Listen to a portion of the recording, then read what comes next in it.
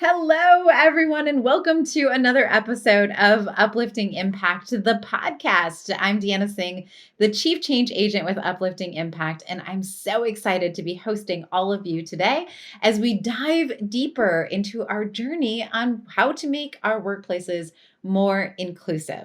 Today, I'm so excited to be talking to someone I have admired for decades. Friends, I want you to hear me say this again. Decades. I've been like, wow, this person really knows how to move in the world. It's Mr. Michael Barber. And Michael is a retired corporate officer of General Electric Company. He's held roles as a division president and in product management, operations, marketing, and strategy after starting his career as an engineer in the healthcare division.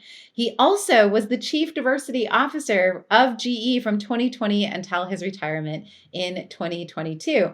And I like to think he's also been a mentor of mine through all that time. So it's been awesome to be able to see him take in all these different roles and really excel in all of those different areas.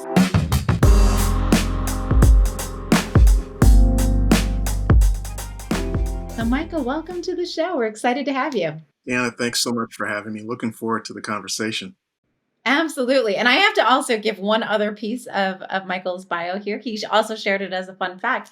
But Jackie, his wife, is also in the community doing so many amazing things. And so I literally, I'm like, there's times in my life where I'm like, what would Jackie do?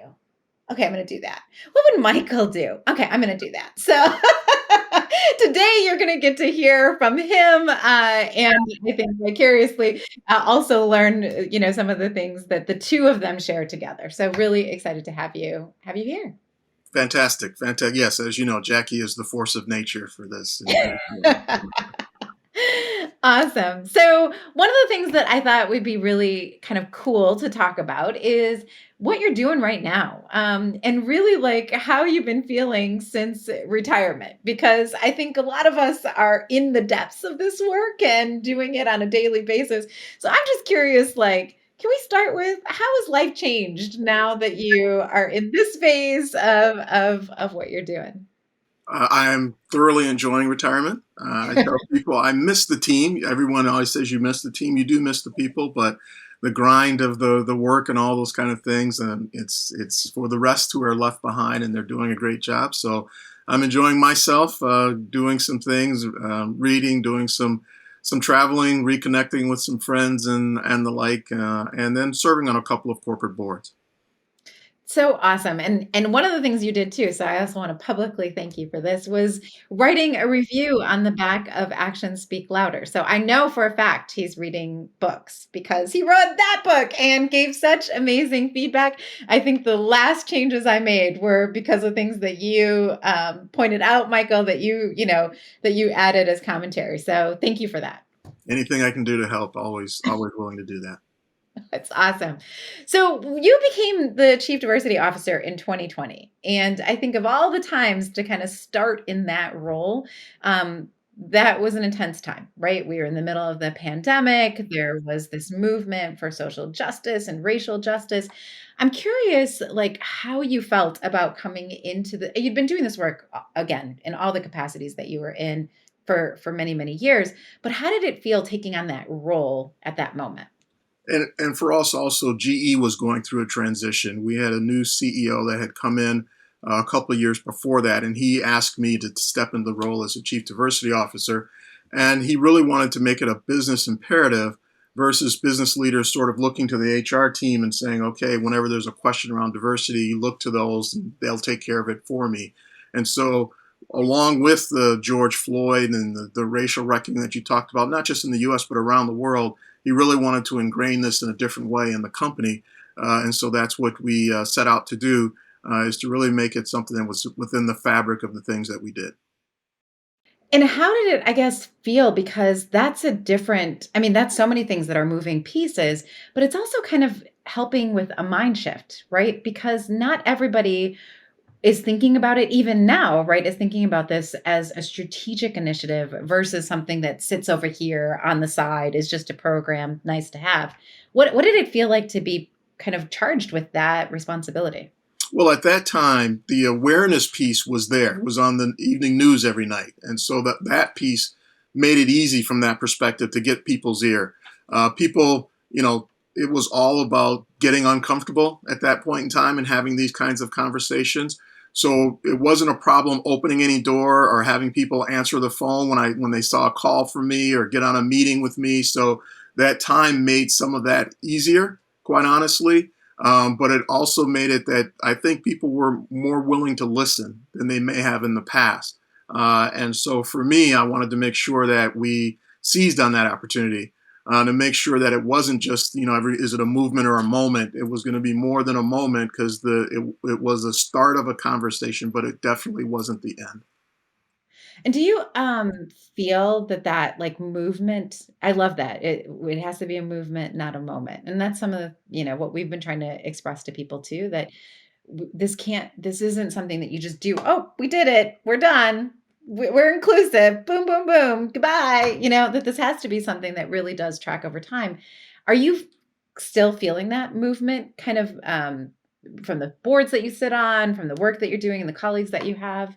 I absolutely feel that. People still reach out from other companies that want to discuss, want to understand, want to learn. There are, I'd say, as individuals who are getting into the role of diversity, equity, and inclusion, but also again business leaders.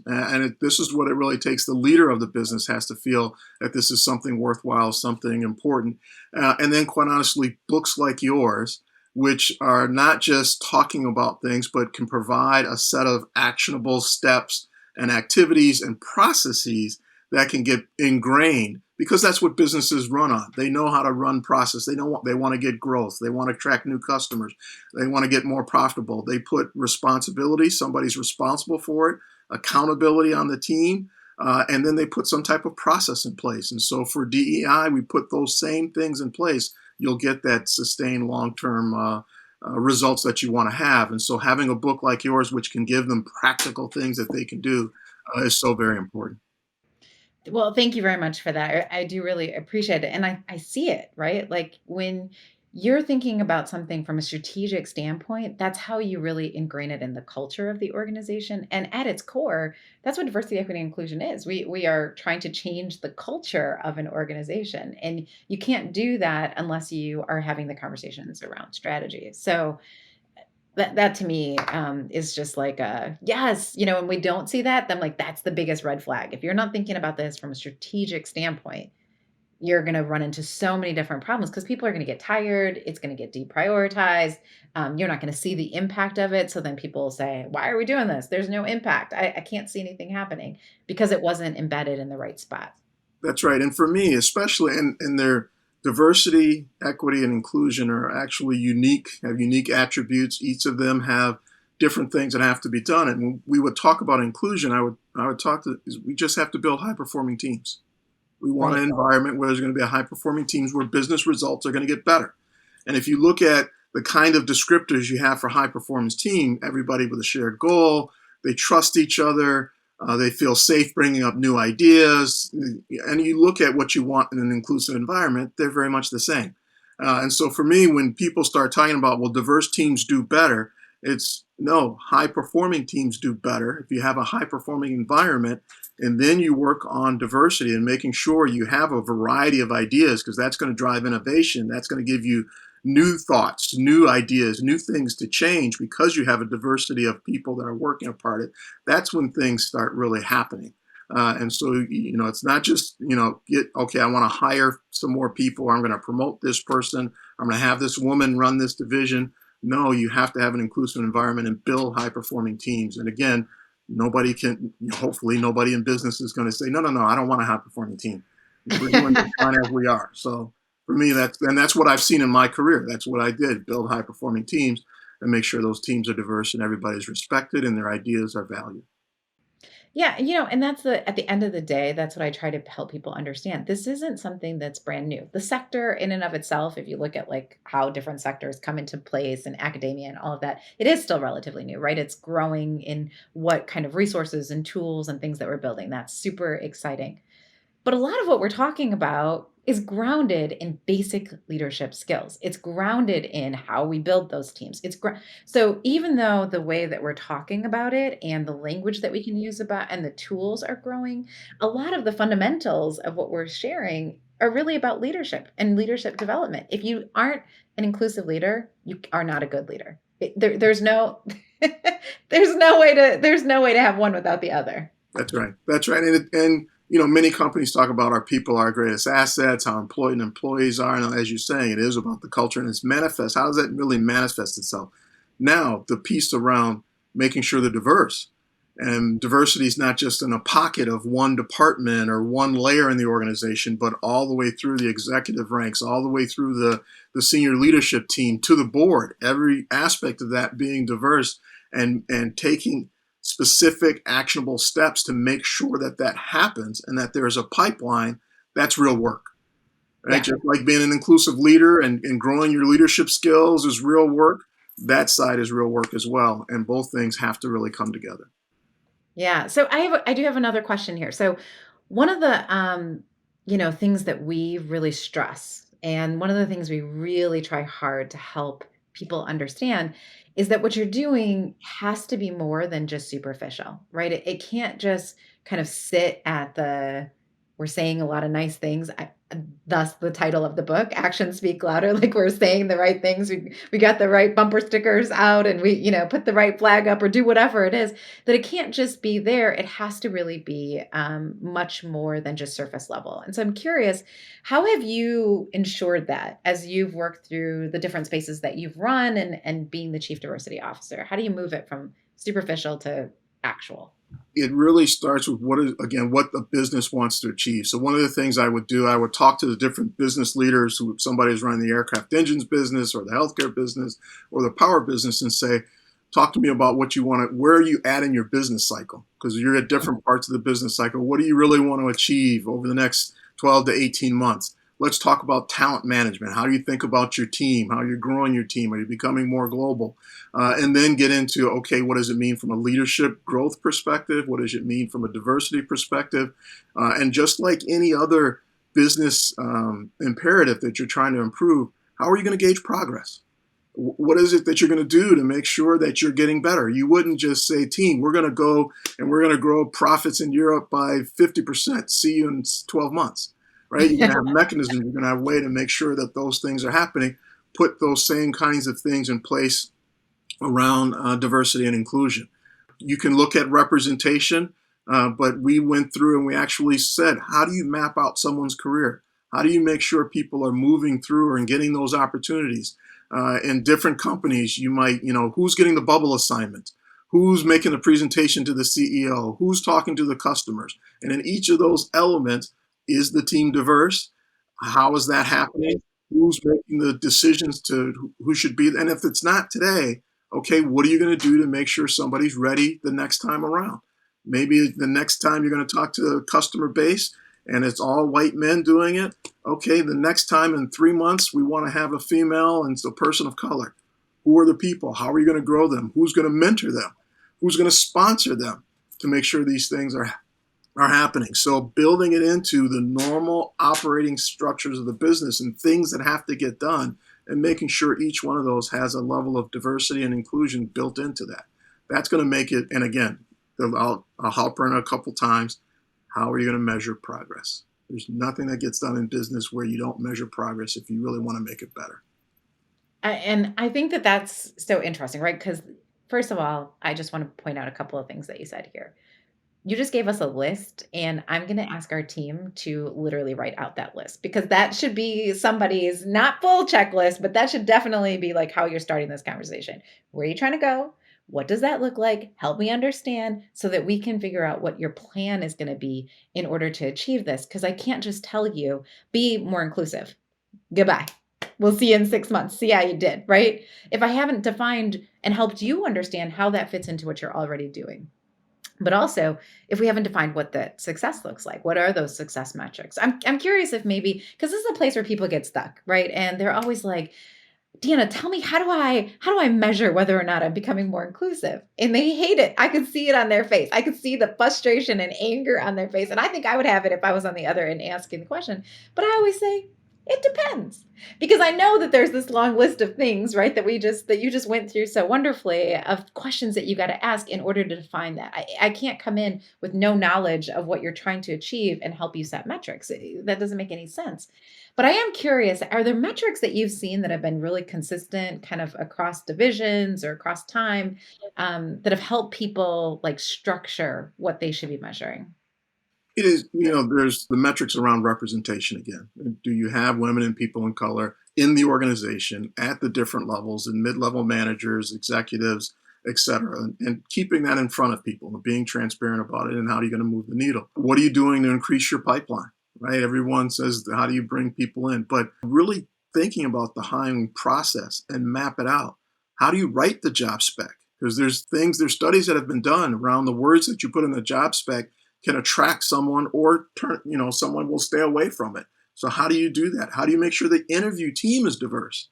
How do you make sure everybody, now the big thing, let's have a woman of color, a person of color, or a woman on the slate? Well, it's been shown if you just put one on a slate of 10, it's just an outlier.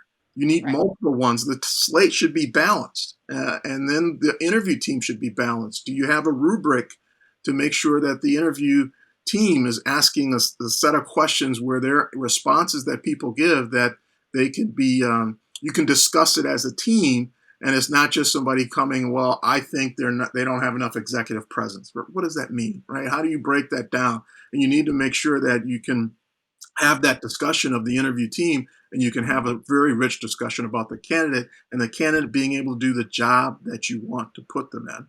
And how is that candidate going to fit within the team?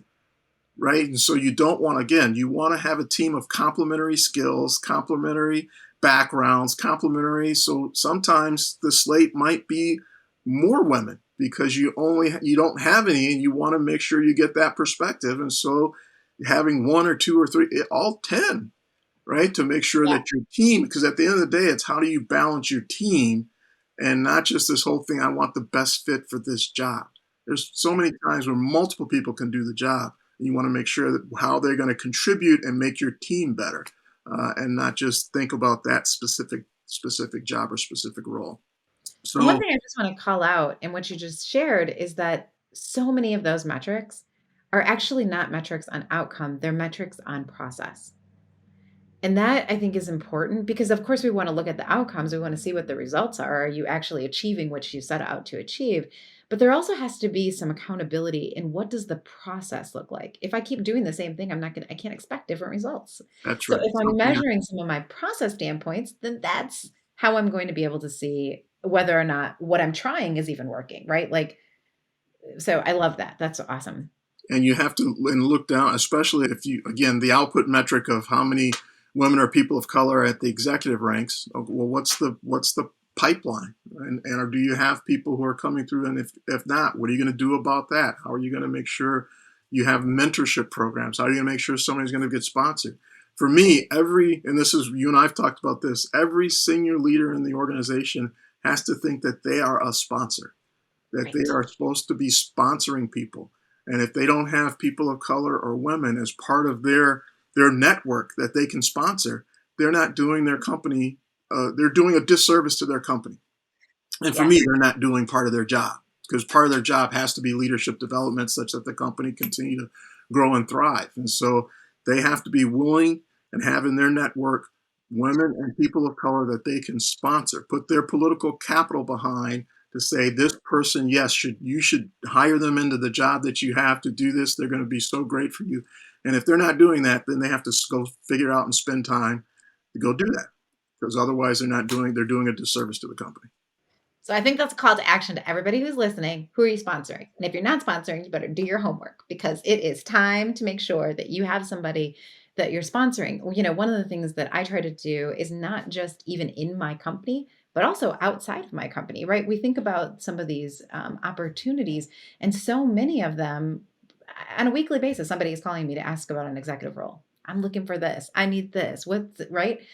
And so if I'm not doing my due diligence and making sure that my network, right, is pretty diverse and that I have somebody on saying, oh, nope, I don't have anybody. That's not doing a good job for the person who trusted and wanted to reach out to me, but it's also not doing any service for the people who I could be sponsoring. And so making sure I have an Excel document, right, a list of people and people who I know that I'm just watching, I'm paying attention to, kind of seeing where they're moving, so that when I get these calls, I can be responsive. But if we're not being proactive about that, we're letting those opportunities pass us by. That's right. And you're And in it the masterclass area. I'm just trying to get people to start. But yes, absolutely. That's where everyone, and one of the things that I do is if I'm mentoring someone, I ask them, who are they mentoring? Right? yes, They have to have a mentee. What are they doing? Because there's someone that's coming behind them that they should be able to reach back and help along the way. So that's so very important. that's awesome. So one last question, and then we'll get some information because I know people are going to want to follow you and learn more from you. But one quick question. So there's people who are making transitions, whether they're transitioning out of their roles and going to different companies, or they're transitioning into retirement. Is there any, suggestions that you would have about how to pass that baton as we're doing this work so that we can keep the momentum going? Recognize that it is a journey. I have a very good friend, one of my mentors, who used to like to say the journey is the reward. And it's not that you're going to reach some destination and there's some nirvana out there. You have to be very excited about the journey that's going to happen. The journey is going to have twists and turns and roadblocks and dead ends. And how do you get around those, go over those, do those things to make that better? That's what's important. And that's why any singular person trying to do something is not enough. It's about that network that you talked about. It's about the people that you leave behind. One of the things that I've always done is I want to see people that I've led, people that I've mentored, are they actually achieving? Are they getting into higher positions? Are they getting promoted? Are they starting their own business? Whatever their desire was, are they able to do that? And if they're not doing that, what can I do to help even more in that perspective? And so, as you're doing that, you're going to be instilling in that person that they should be doing more as well. How do they get involved? How do they become part of a professional organization in wherever city or community that they're in that they can help? How can they reach back into the school system and try to find those kids that are out there? There's so many incubators now where Black entrepreneurs are trying to get things started. How do they go, help? And they might not, they don't, I don't have the answer. I don't know anything about that. Well, you do have a set of skills. Just go and get engaged, get involved, see what you can do to help. And that's how you're going to help build a legacy and build a sustainable pipeline, a sustainable set of activities that'll continue on much after when you're no longer part of the picture. Yeah, no, I love that. Like, if you're not infusing some level of service into the work that you're doing, both kind of inside your organization, in your larger community, then the journey's not as fun. Like you can enjoy the journey so much more when you are pouring into other people. And I think what's always really fascinating to me is, you think like, oh, I'm pouring into other people. But what happens is that if you're pouring into somebody else, you're overflowing them. And then they have the ability to flow into other people. It is this thing that just keeps on reciprocating, right? We never run out of our ability to pour into other people. So being able to make that a part of your transition process, I think, is really huge. I don't want this conversation to end. I just want to keep you here forever, but I know that I can't. So for those who are also feeling that desire to want to stay connected, what's the best way for them to do that? The best way is via LinkedIn. I'm on LinkedIn, Mike Barber. You can reach out to me on LinkedIn. Be happy to connect with people further. Fantastic. So we'll make sure that that goes into the show note. We thank you so much for everything that you're doing and everything that you've already done too. I've seen the people who you have poured into. I feel like I've been one of them, so I know what that feels like. I know the people that you're continuing to pour into, you and Jackie, and it's just phenomenal to see, all the way from little kindergarten children all the way up to people who are the CEOs and managing these huge companies and doing all these things. Your graciousness, I hope, comes back to you a millionfold, because it really has made a tremendous difference in my life and in the lives of so many other people.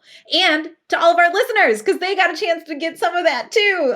So thank you, Michael, for being here with us. More than welcome. Thanks for having me. It's been a great conversation. Awesome. And those of you who are joining, thanks so much for being with us again for another one of our Uplifting Impact podcasts. We know that we can't do this work by ourselves. We know that in order for us to make substantive change, we need to make sure we have more people who are involved. So if you enjoyed this episode, share it. Make sure that you're pouring into somebody else by giving them access to this kind of information. And also, if you have any other ideas of guests or questions that you have, feel free to reach out to us at our website, upliftingimpact.com. Or you can reach out, of course, on LinkedIn to myself or my co host, Justin Ponder. We would love to hear from you. Until next week, keep uplifting the impact. Thanks.